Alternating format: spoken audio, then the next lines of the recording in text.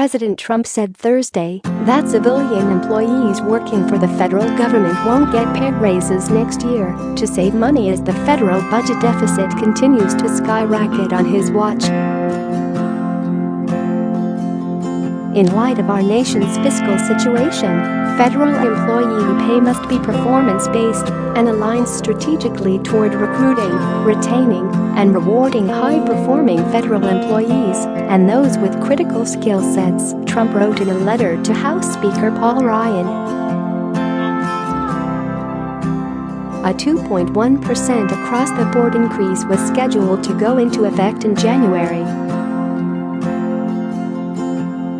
The proposal would affect most of the 2.1 million federal employees across the U.S., about 1.7 million of whom live outside of the Washington, D.C. area, The Hill reported.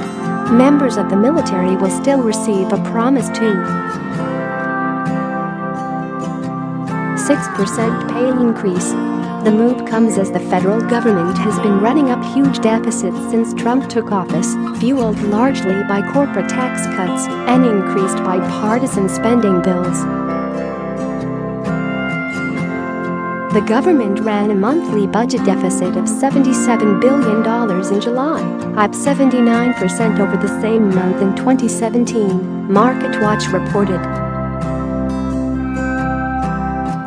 For the first 10 months of fiscal 2018, the shortfall totaled $684 billion, according to the Treasury Department, an increase of 21% compared to the same period in 2017.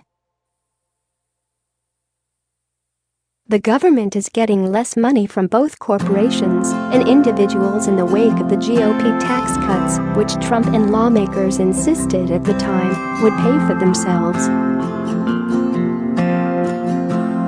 Corporate revenues were down 34% as companies enjoyed a reduced 21% tax rate, the website reported. Spending, meanwhile, jumped by 10% in July, the last month for which figures are available, as the government spent more cash for defense and other programs. Congressional budget analysts predict the deficit for the full year will be about 19% larger than last year's shortfall, the result of both the Republican tax law and spending boosts approved by lawmakers earlier this year.